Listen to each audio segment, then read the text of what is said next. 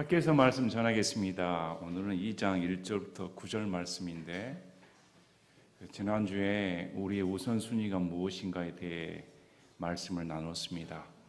우리 신앙의 우선순위가 뭘까? 학교에서 말씀을 보면 그때나 지금이나 우리가 예수를 믿는다고 하는데 우리 옆에 현실 또 내 형편 이렇게 보면 자포자기할 때가 많고 신앙보다는 우선 내 중심의 생활에 연연할 때가 많습니다. 그래서 학교에서 말씀은 우리의 신앙을 회복시키고 예수님 중심의 삶을 반드시 1순위로 잡아야 된다는 사실을 가르쳐 줍니다. 하나님께서 대언의 말씀처럼 고레스 제1년의 칙령으로 포로들을 귀환시켰습니다. 너희는 예루살렘에 가 성전 재건을 해라. 이렇게 그때가 BC 536년입니다. 이때 스룹바벨과 여호수아를 필두로 약 5만여 명이 예루살렘을 귀환하여 성전 재건을 하는데 70년간 버려진 도시가 어떻게 재건을 하겠습니까? 엄두가 안 나지요. 또 거기다가 엎친 데 덮친 격으로 대적자들이 일어나 고소를 하고 회파하고 방해하고 안팎으로 힘든 상황에서 아직은 때가 아닌 모양이다 하고 성전에 기초만 놓고 무려 16년간 손을 놔버렸습니다. 16년이 지난 시점에 다리오 왕 제2년 BC 520년에 하나님께서 대언자 학개와 스가랴를 일으켜 세워주시고 성전 재건을 포기하나 다름없었던 백성들에게 소명을 주고 촉구시키는 그런 말씀을 이렇게 적어줍니다. 그래서 이들이 학개 대언서의 말씀을 하나님 말씀으로 믿고 순종하여 BC 520년부터 약 4년간 성전 재건을 하여 BC 516년에 제2성전으로 불리우는 스룹바벨 성전이 완공됩니다. 그래서 이 스룹바벨 성전은 AD 70년에 로마에 의해 피폐될 때까지, 회파될 때까지 스룹바벨 성전으로 불리우는데, 또 한편으로는 헤롯 대왕 성전으로 불립니다. 헤롯이 이 스룹바벨 성전을 증축시킵니다. 무려 40년 동안. 그래서 원래 성경적인 명칭은 스룹바벨 성전이고, 또 헤롯이 증축해서 거대한 건물로 만들었다 해서 명칭을 헤롯 성전 이렇게 불리우기도 합니다. 그래서 지금은 예루살렘에 성전이 없습니다. 성전에 놓일 자리에 이슬람 사원이 있죠. 예수님 재림 전에 제3성전이 지어지고 거기에 적그리스도가 나타나 내가 하나님이다 이렇게 주장하는 그런 때가 온다고 성경은 기록되어 있습니다. 그래서 우리가 성경대로 믿는다 하면 우리 성경에 기록된 대언의 말씀이 하나하나 성취되는 것을 볼 때 전율을 느끼기도 하고, 우리 하나님의 입장에서는 미래가 없으신 분입니다. 우리 인간이야 시간 공간에 제한이 되어 앞날을 모르니까 이렇게 살지만 하나님은 시간 공간 제약이 없으신 분입니다. 그분 앞에서는 미래도 현재이고 미래도 이미 일어난 일입니다. 그래서 고레스가 등장하기 약 150년 전에 이사야 대언자가 고레스 이름까지 부릅니다. 고레스라는 이 왕이 나타나 이스라엘 편에 서서 이스라엘 해방시킨다는 그런 말을 어떻게 적어 놓을 수가 있을까요? 하나님이시니까 가능합니다. 하나님이시니까 미리 대언의 말씀을 주신 것이죠. 그런데 제가 지난주에 설교하면서 제가 주로 이 글을 안 읽고 바로 그냥 외워서 전달하다 보니까 많이 실수를 합니다. 틀린 부분도 있고. 그래서 이번에는 잘 정리해서 여러분에게 들려줘야겠다. 또 여러분도 그냥 소리만 들으면 집중이 안 되고 헷갈리기도 하고 한 번 들어서 외워지지도 않습니다. 그래서 제가 도표를 만들어 여러분에게 오늘 설명을 해드려야겠다 이렇게 생각을 해서 몇 가지 표를 만들었습니다. 이스라엘 역사를 알아야 성경을 이해합니다. 학계 대언사도 마찬가지고 주변 국가의 정세, 이스라엘 상황을 알아야 학계에서 말씀 볼 때 이게 입체적으로 이해가 되지, 그런 배경 지식이 하나도 없이 이 말씀을 보면 어떤 현상이 벌어집니까? 우리 성전 지으니까 모여라, 돈 내라, 짓자, 이렇게 돼버립니다. 그러면 대언서 말씀을 오해해버리는 것입니다. 하나님은 그걸 원하신 것이 아니시죠. 하나님께서는 당시 신앙의 중심이 성전이었습니다. 이스라엘은 성전이 하나님의 임재하신 그런 강한 믿음이었습니다. 성전이 회파됐다는 것은 하나님께서 우리를 버리셨다는 그런 의미입니다. 성전이 버려진 채로 있으면 하나님 따르질 않습니다. 우상숭배에 빠질 수밖에 없습니다. 그래서 하나님께서는 너희 생활의 모든 우선순위는 성전이다, 성전을 지어라, 이렇게 명령을 내립니다. 오늘날 우리에게 주신 말씀도 마찬가지입니다. 우리에게 너희 신앙의 우선순위는 뭘까요? 예배이다. 예배 중심으로 살아야 된다. 시간이 없다, 내일 하기 바쁘다, 지금 뭘 한다, 온갖 핑계를 다 댑니다. 그러나 그 생활 가운데 하나님께 예배 드리는 것이 없다 하면 하나님께서 이 백성 부릅니다. 내 백성으로 부르지 않고.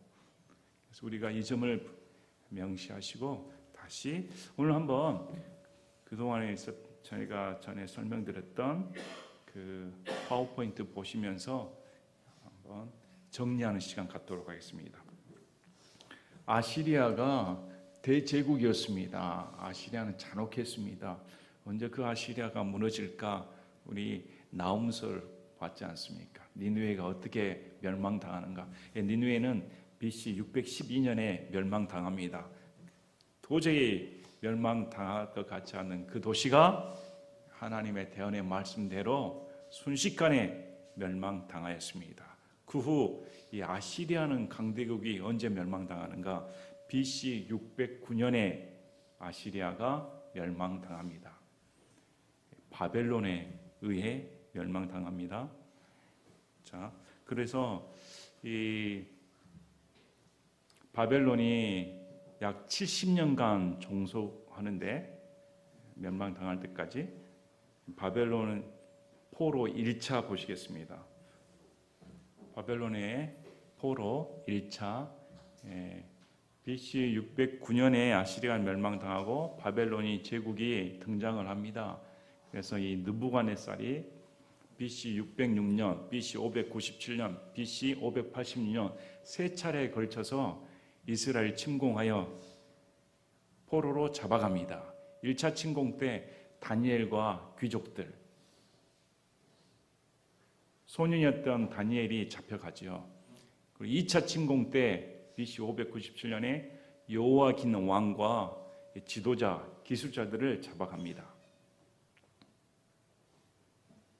그리고 3차 침공 때 BC 586, 이때 예루살렘이 완전 회파당하고 성전이 사라져버립니다. 성전이 무너지고 성전 안에 있었던 성전의 도구, 이런 기물들이 느부갓네살이 가지고 가버립니다. 이렇게 3차 포로 이런 시기가 있습니다. 자, 그러면 포로를 3번 이렇게 잡혀간 것처럼 귀환도 3번 역사가 일어납니다. 1차 포로 귀환이 이렇게 BC 536년, 1차 포로가 언제였습니까? 잡아간 때가 BC 606년이죠. 그런데 우리 에레미야 25장 11절을 보면 이미 포로로 잡혀가기 전에 에레미야가 말씀을 합니다. 너희가 70년간 바벨론 왕을 섬긴다. 70년이라는 딱 수를 정해줍니다. 그래서 70년이 지난 시점이 BC 536년입니다. 이때 고레스 왕 제1년에 칙령을 말하죠. 가서 성전 재건을 해라. 스룹바벨과 여호수아가 5만 명을 데리고 성전 재건하러 갑니다. 이게 1차 포로 귀환입니다. 이제 2차 포로 귀환은 어느 때냐? 2차 포로 귀환은 BC 458년입니다. 아닥사스다 왕 때입니다. 아닥사스다 왕 때 에스라가 예루살렘으로 가서 신앙 회복 운동을 시킵니다. 율법서를 낭독하고 신앙을 회복하는 신앙 부흥 운동을 일으킵니다. 그리고 BC 444년 아닥사스 왕 때 느헤미야가 예루살렘으로 귀환하여 성벽을 재건합니다. 도시가 성벽이 없으면 도시 역할을 못합니다. 그래서 예루살렘 성벽을 재건해서 이렇게 3번에 걸쳐 포로 귀환 역사가 일어납니다. 그림을 보니까 훨씬 더 입체적이죠. 네. 말로 듣는 것보다. 자, 바벨론은 언제 멸망당했을까요? 바벨론의 왕의 마지막 왕은 누굽니까? 벨사살입니다. 그래서 갑자기 글씨가 나타나니까 다니엘이 해석해주고 바로 그날 벨사살은 죽임을 당하고 이 난공불락처럼 여겨졌던 바벨론이 페르시아에 멸망을 당합니다. 이때가 BC 539년입니다. BC 539년에 고레스에 의해 바벨론이 멸망당합니다. 고레스에 의해 바벨론이 멸망당했는데 성경을 보면 메대 사람 다리오가 이렇게 나옵니다. 이 다리오나 아하수에라는 말은 그 명칭이 한 사람에 정해진 고유명사가 아닙니다. 그래서 다리오, 아하수에로 이렇게 동일한 인물이 아닙니다. 어떤 사람인가, 어떤 시대인가를 구분할 수 있어야 됩니다. 여기 다리오는 학개서에 나온 다리오가 아니라 메대 사람 다리오입니다. 이 다리오가 2년간 통치를 합니다. 2년간 통치를 하는데 우리 다니엘서 6장 사건 알죠? 다리오 때 사자굴 사건. 그런데 제가 이제 그림이나 이런 것들을 주의하라는 말을 제가 하는 이유가 있습니다. 사자굴에 누워있는 사자들과 함께 이렇게 누워있는 다니엘 모습 그림 많이 있죠? 근데 그때 그 다니엘이 청년이었을까? 아저씨였을까? 노인이었을까? 나이가 어느 정도 됐겠습니까? 나이가 어느 정도 됐을까요? 죄송합니다. 갑자기 계산하라 하면 힘들어지는데 언제 잡혀갔습니까? BC 606년입니다. 그러면 어느 정도 될까요? 80대 전후반입니다. 완전 노인입니다. 80대 전후반이다. 그래서 이런 역사적인 사건과 연대를 알아야 우리가 올바르게 접근을 하지, 안 그러면 자기 상상을 사실로 믿게 됩니다. 이때가 다니엘서 6장에 나옵니다. 그래서 다니엘서 9장 1에서 2절을 보면 메대 사람 다리오 1년에 다니엘이 에레미야 책을 보고 이제 70년이 다 차구나 알았다는 것입니다. 70년이 다 차면 곧 귀환된다. 그래서 다니엘이 다니엘서 1장을 보면 그가 고레스 왕 제1년까지 있었더라. 참 의미 깊은 말입니다. 자, 그래서 BC 536년에 고레스 왕이 성경의 대언대로 70년 만에 제1년의 귀환 명령을 내립니다. 이게 지금 학개서의 배경입니다. 자, 그 다음 보시기 바랍니다. 페르시아 왕들의 연대 순서를 알고 있어야 됩니다. 페르시아 왕의 연대기를 보면 1대 왕이 고레스, 2대 왕이 캄비세스, 3대 왕이 다리오, 4대 왕이 아하수에르, 5대 왕이 아닥사스다. 이렇게 연도를 알고 있어야 됩니다. 고레스가 BC 539년에서 529년 통치하죠. 이때 귀환 명령을 내렸고, 그 다음에 짧게 통치한 사람이 캄비세스입니다. 캄비세스 BC 529년, 523년, 그리고 다리오 1세 학계서에 등장하는 다리오 1세가 BC 522년에서 485년, 그러니까 BC 522년부터 지배를 했기 때문에 2년이 지났다면 다리오 왕 제2년 때 하면 BC 520년이 되는 겁니다. 이럴 때 이제 학계하고 스가랴가 나가죠. 등장을 합니다. 그 다음에 4대 왕이 아하수에로가 있습니다. 아하수에로는 크세르크세스, 이름이 동일합니다. 크세르크세스. BC 485년에서 464년인데 우리가 전에 들었던 것처럼 에스더의 남편이 아하수에로입니다. 그가 크세르크세스입니다. 우리 다니엘서 11장 2절을 보면 미리 이 왕에 대해 대언의 말씀이 있습니다. 아하수에로가 등장하기 전에 하나님께서는 미리 말씀을 하셨습니다. 미리 말씀을 페르시아 제4대 왕이 이전 왕보다 부요해서 사람들을 성동하여 그리스를 치러 간다. 이렇게 예언이 되어 있습니다. 그 대언의 말씀처럼 이 아하수에로는 그리스를 침범하러 그 유명한 세계 4대 해전 중에 하나인 살라미 해전, BC 480년에 역사적으로 진짜 일어난 살라미 해전이 벌어집니다. 자, 느헤미야 2장 6절에 보면 그때의 왕비도 왕의 곁에 앉았더라. 이렇게 괄호로 성경은 딱 기록되어 있습니다. 그때가 느헤미야가 아닥사스다 왕께 간청하는 때였습니다. 우리 예루살렘이 이런 지경에 빠졌습니다. 이렇게 간청할 때 그때 왕비도 왕의 곁에 앉았더라. 이렇게. 그러면 그 왕비가 누구라고 제가 말씀드렸습니까? 에스더의 딸입니다. 에스더의 딸이고 아닥사스다가 그 전부인 와스디의 아들입니다. 에스더의 딸이니까 에스더로부터 교육을 받았다는 건 의심할 여지가 없습니다. 유대인들에게 우호적이죠. 그래서 남편은 부인 말 잘 들어야 된다.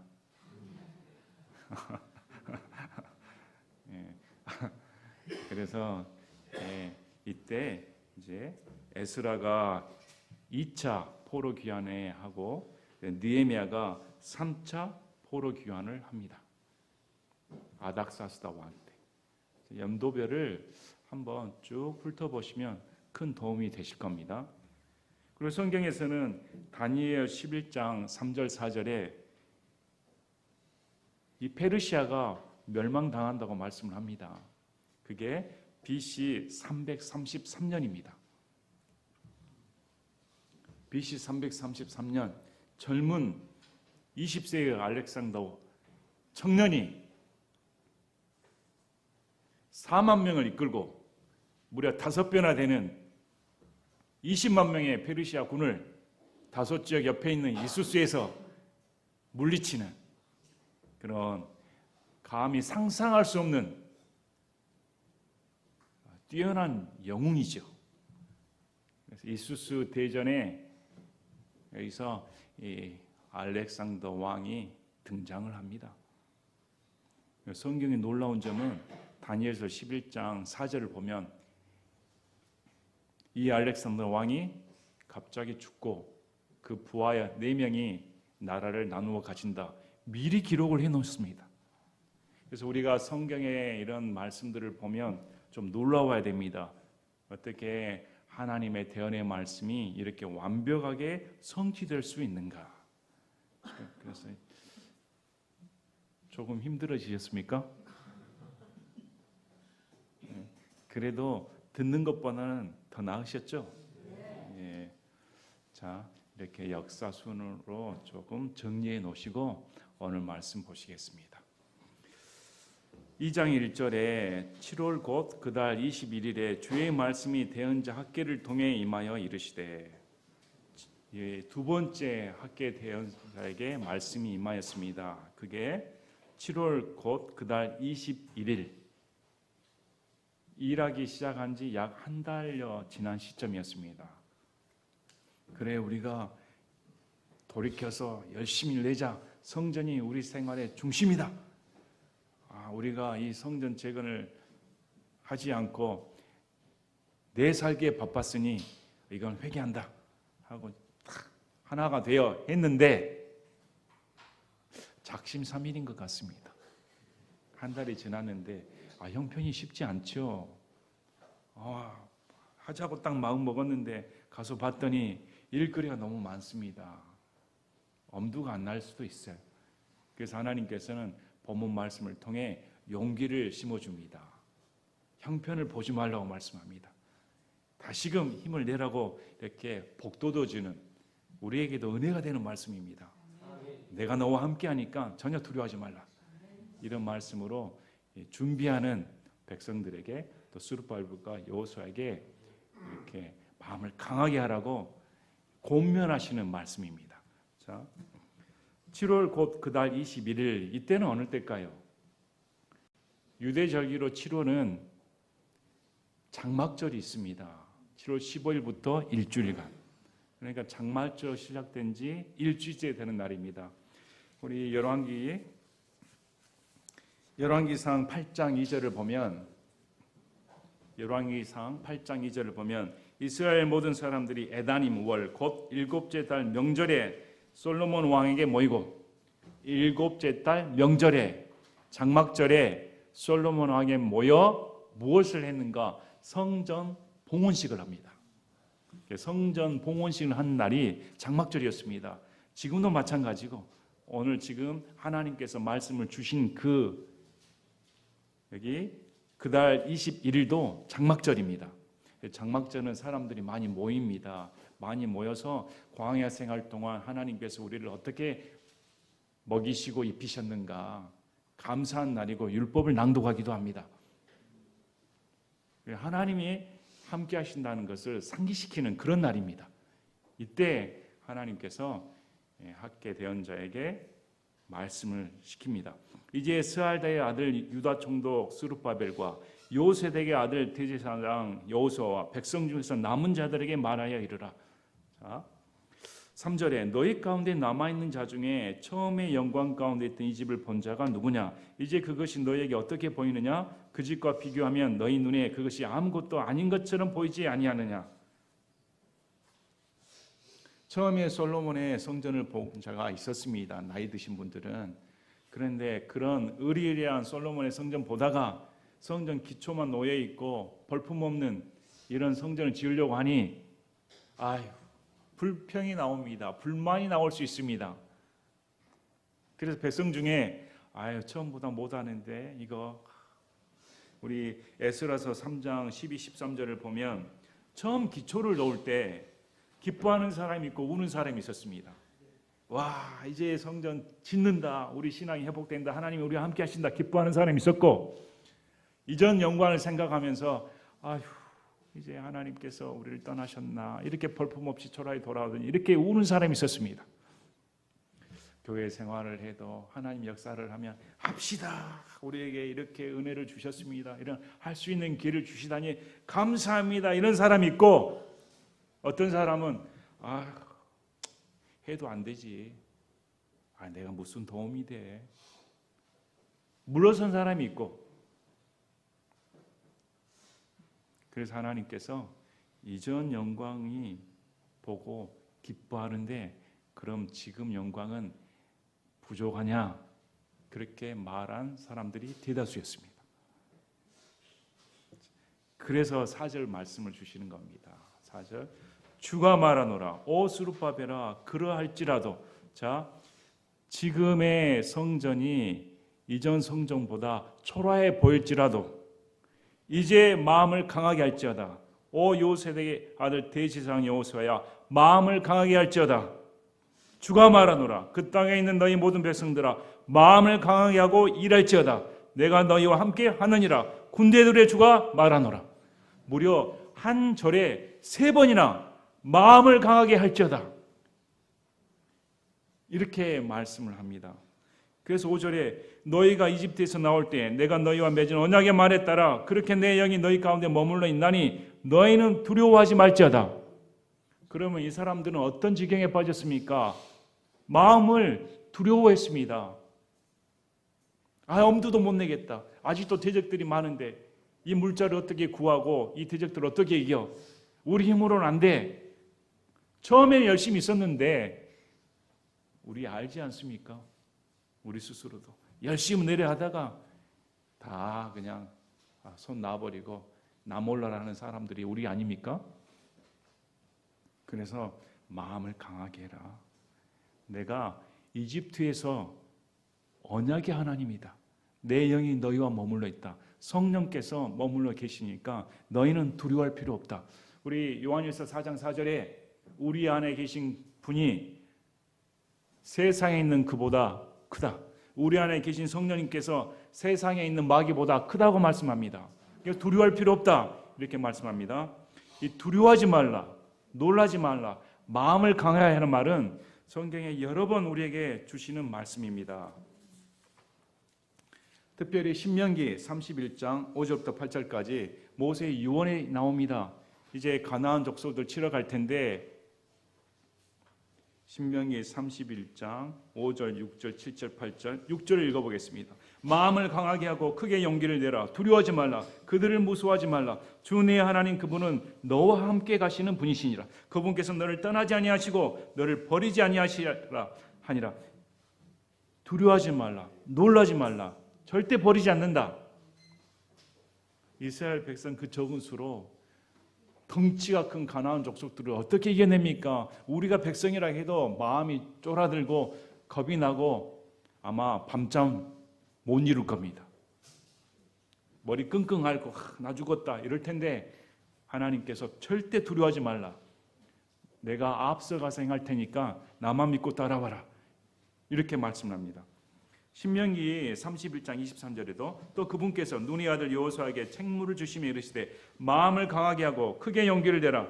내가 이스라엘 자손을 내가 그들에게 주기로 맹세한 땅으로 데려가리라. 내가 너와 함께하리라. 계속 주시는 말씀이 내가 너와 함께한다. 그러면 됐습니다. 하나님이 우리와 함께하면 세상과 전혀 두려워할 필요가 없습니다. 여호수아 1장 9절도 마찬가지고 역대상에서는 다윗이 솔로몬에게 말합니다. 역대상 28장 20절에 다윗은 성전을 건축하지 못했습니다. 그런데 그 아들에게 성전 건축을 명령하면서 이렇게 말합니다.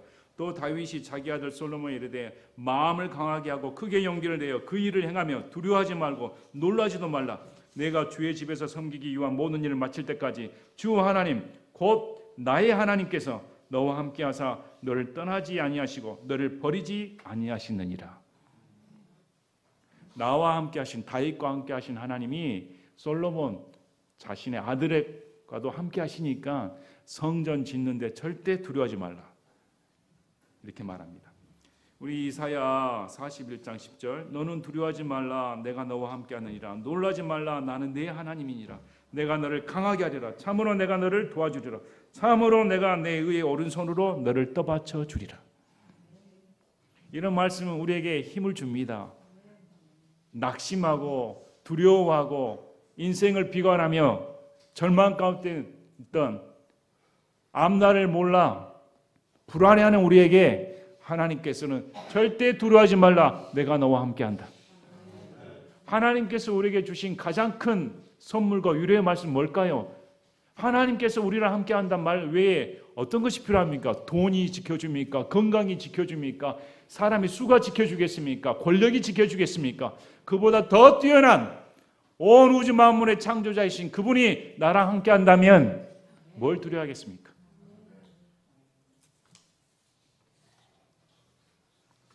우리 마태복음 28장 18절에서 20절에서도 예수님의 제자들을 보내시면서 말씀하시죠.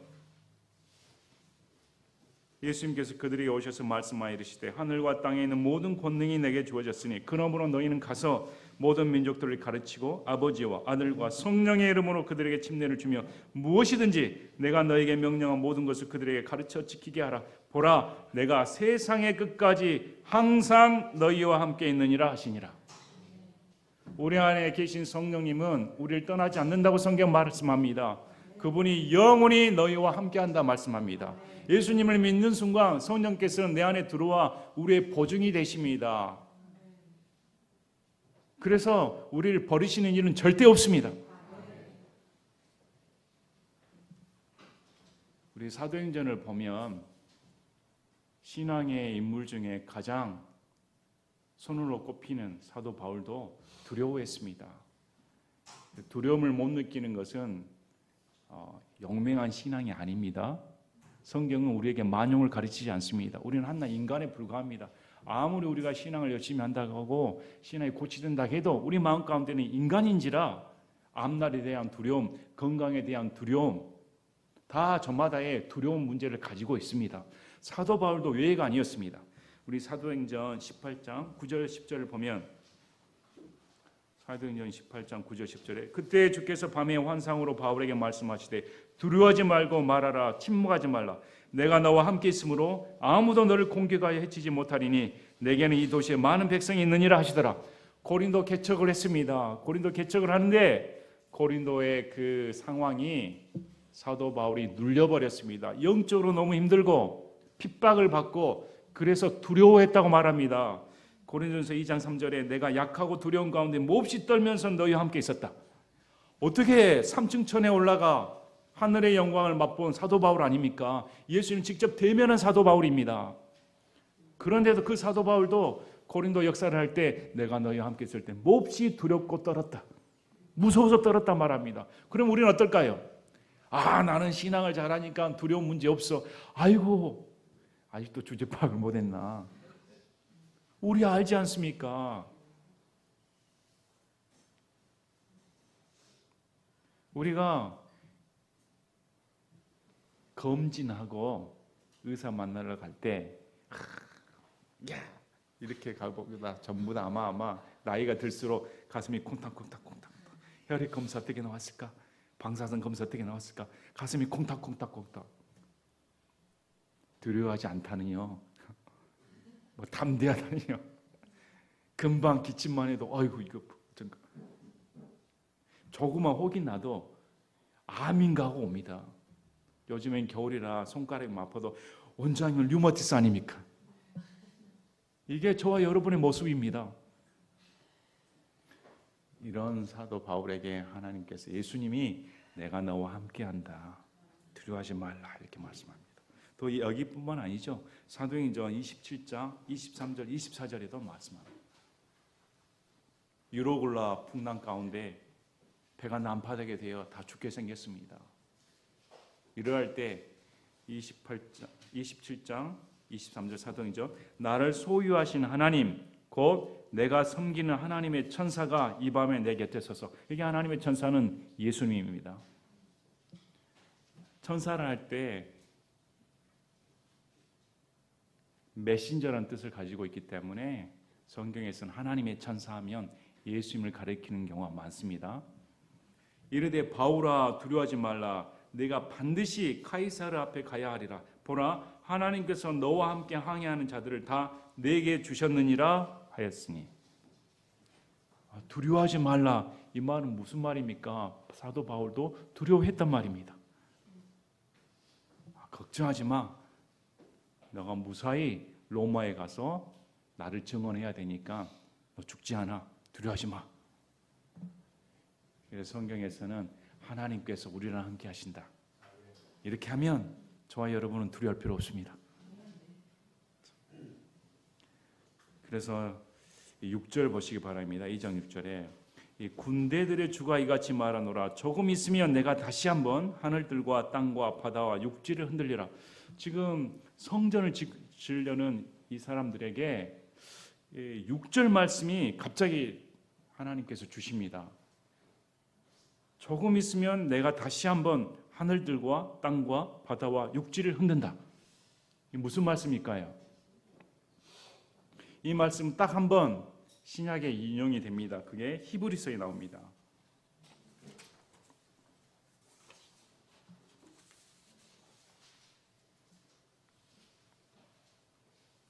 히브리서 12장 26절 27절에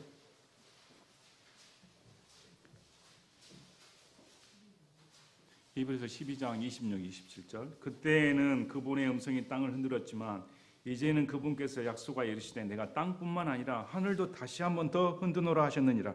다시 한 번 더라는 이 말씀은 그분께서 흔들릴 수 없는 그것들을 남아있게 하시려고 만들어진 것들을 제거하듯 흔들리는 그것들을 제거하심을 겉으로 드러내 보여주느니라. 그러므로 우리가 움직일 수 없는 왕국을 받고 있으니 은혜를 소유하자. 이 말씀을 잘 풀이해 보시면 하나님께서 땅과 하늘과 바다를 흔들어 버리는 것은 흔들리지 않는 것을 보여주시기 위함이다. 흔들리지 않는 건 뭘까요? 눈에 보이지 않는 하나님의 왕국. 이런 것들을 보여주시기 위해 눈에 보이는 가시적인 흔들릴 수 있는 것들은 없애버리겠다는 뜻입니다. 그럼 오늘 말씀 뭘까요? 예수님의 재림 직전에 이런 일이 일어납니다. 우리 마태복음 24장 29절에 그 날들의 환난 뒤에 즉시 해가 어두워지고 달이 자기 빛을 내지 아니하며 별들이 하늘에서 떨어지고 하늘들의 권능들이 흔들릴 것이며 마가복음 13장 24절 26절에도 하늘의 별들이 떨어지고 하늘에 있는 권능들이 흔들릴 것이며 그때 그들이 사람의 아들이 큰 권능과 영광을 가지고 구름들 가운데서 오는 것을 보리라. 이건 지상재림입니다. 예수님께서 지상재림하기 직전에 하늘들의 권능들이 흔들리는 그런 일이 벌어진다고 성경 말합니다. 특히 요한계시록 6장 12, 14절을 보면 여섯째 봉을 연 뒤에 큰 지진이 일어나고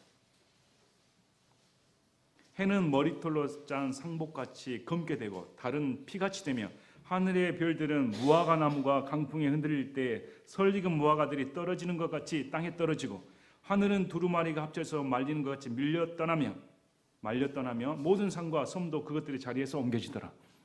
여섯째 봉이 열 때 얼마나 두려울까요? 하늘이 검해지고 달이 빨개지고 하늘에 있는 별들이 우수수 떨어지고 섬들이 옮겨 다녀버리고 땅에 지진이 일어나버리고 거의 미치는 수준입니다. 7년 환난 때 예수님 지상 재림 직전에 이런 일이 벌어진다고 성경 말합니다. 그럼 오늘 본 말씀을 왜 주셨을까요? 영원한 걸 기억하라는 것입니다. 우리 신앙생활도 영원한 걸 기억해야 됩니다. 먹고 사는 것이 우선이 아닙니다. 지금 내 삶이 우선이 아닙니다. 없어질 것에 연연하지 말라는 것입니다. 우리는 뭘 추구해야 될까요? 없어지지 아니하는 하나님의 왕국, 영원한 상속원약, 예수님께 함께 사는 것, 그것에 초점을 둬야 됩니다. 또 내가 모든 민족들을 흔들 것이며 모든 민족들이 바라는 대상의 어린이 예수님입니다. 내가 이 집을 영광으로 채우리라 군대들의 주가 말하노라. 그래서 이 대언의 말씀이 지금 이렇게 중복이 되어 있습니다. 앞으로 예수님께서 탄생하셔서 성전에 들어오시는 장면과 쭉 넘어가 천년 왕국까지 지금 말씀하고 있는 겁니다. 이게 겹쳐서 하시는 말씀이니까 좀 이해할 때 어떻게 이 집을 영광으로 채울까 이렇게 생각이 되는데 뒤에 은도 내 것이요 금도 내 것이라 군대들의 주가 말하노라. 1차적으로 이걸 들었던 백성들은 이전 영광이 더 훨씬 뛰어난데 눈에 보이는 가시적인 건물만 봤습니다. 근데 하나님께서는 가시적인 물리적인 건물의 크기나 외형이 아니라 이 영광을 내가 채워준다. 아무리 비좁고 헐벗은 에베당이라 할지라도 믿는 시자들의 마음이 똘똘 뭉쳐서 하나님을 영광스럽게 한다면 하나님의 영광이 더 드러난 곳입니다. 건물이 화려하고 성도수가 많다고 자랑하는데 그 안에 있는 성도들이 다 껍데기뿐이라면 하나님의 영광이 드러나지 않습니다. 건물 크기 보지 말라는 것입니다. 꼭 이런 말 하는 사람들은 예배당이 적은 사람들이에요. 이런 말을 하는 사람들은 그래서 이 집을 영광으로 채운다. 그래서 은도 내 것이요 금도 내 것이라 군대들의 주가 말하노라. 자, 너희 은 부족하다고 하지. 솔로몬 때는 금으로 채웠는데, 금이 있었으면, 은이 있었으면 성전을 화려하게 짓겠는데, 내가 너 그거 원하냐? 금하고 온 세상에 있는 게 다 내 것인데 나 그런 거 원하지 않는다. 그냥 지금 산에 가가지고 나무 베가지고 와서 지어라. 그러면 충분하다. 이렇게 말씀합니다. 그래서 예배당 화려하게 짓는 거 하나님 원치 않습니다. 그냥 예배 드릴 수 있는 장소만 있으면 된 거죠. 자, 9절에 나중에 지은 이 집의 영광이 이전 집의 영광보다 더 크리라. 군대들의 주가 말하노라. 내가 이곳에 평화를 주리라. 군대들의 주가 말하노라 하시니라. 그래서 나중에 지은 이 집이 솔로몬의 집보다 영광이 더 크다고 하나님께서 말씀을 합니다. 이 말씀은 대체적으로 다 이렇게 해석을 합니다. 예수님이 탄생하셔서 예루살렘 성전에 들어가십니다. 성전 자체이신 그분이 몸소 성전에 들어왔다는 것은 이건 솔로몬의 성전의 영광과 비교할 수 없는 것입니다. 어떻게 하나님이신 그분이 육체로 이 땅에 내려오셔서 여호와 하나님이십니다. 여호와 하나님이신 그분이 육체로 이 땅에 내려오셔서 직접 성전으로 들어가시니 그 영광은 비교할 수 없는 것입니다. 이 성전과 성막, 이것은 거기서 너와 함께하겠다 하는 하나님의 약속의 말씀입니다. 성전은 하나님의 임재의 상징이었으며 하나님께서 너희와 함께하신다는 증거였습니다. 우리 요한계시록 보시겠습니다. 요한계시록 21장 1절부터 3절을 보면 새 하늘과 새 땅이 나옵니다.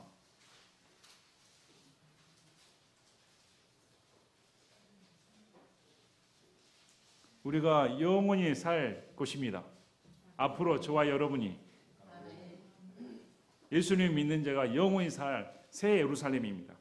자, 내가 새 하늘과 새 땅을 보았으니 이는 처음 하늘과 처음 땅이 사라졌고 바다도 다시는 있지 아니하였기 때문이더라. 우리가 보는 땅, 하늘, 바다 다 없어져 버립니다.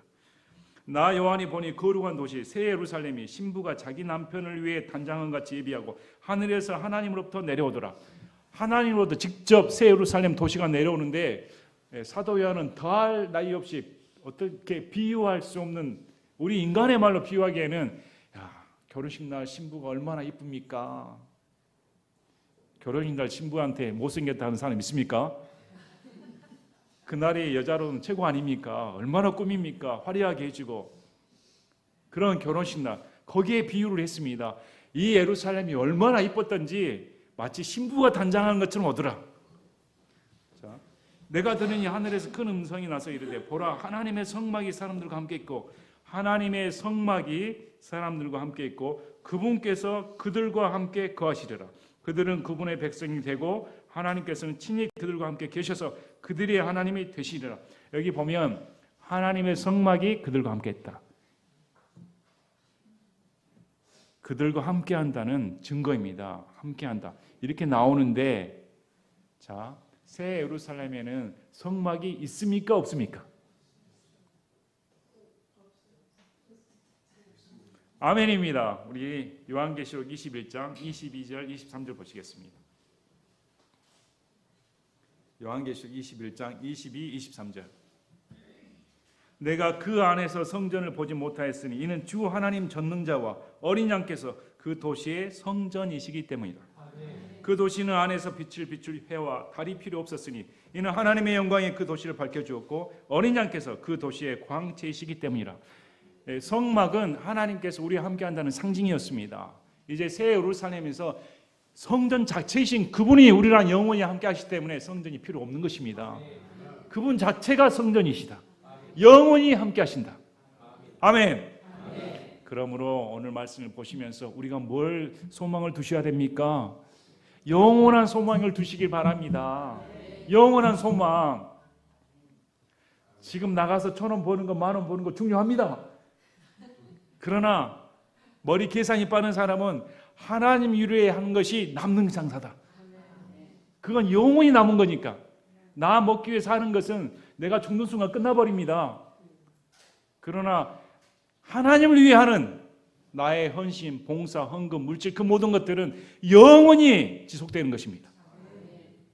그러므로 저와 여러분이 오늘 말씀을 듣고 야, 하나님이 나와 함께 하신다. 예수님을 믿는 순간 나와 함께 하신다. 세상을 두려워하지 아니하고 이 숨을 쉬는 순간 목숨이 붙어있는 한 어떻게 하면 예수님을 위해 더 살까? 어떻게 하면 하나님을 위해 살까? 어떻게 하면 교회를 위해 열심히 일할까? 이렇게 다짐하는 저와 여러분이 되시기를 진심으로 바랍니다. 저희가 기도하고 마치겠습니다.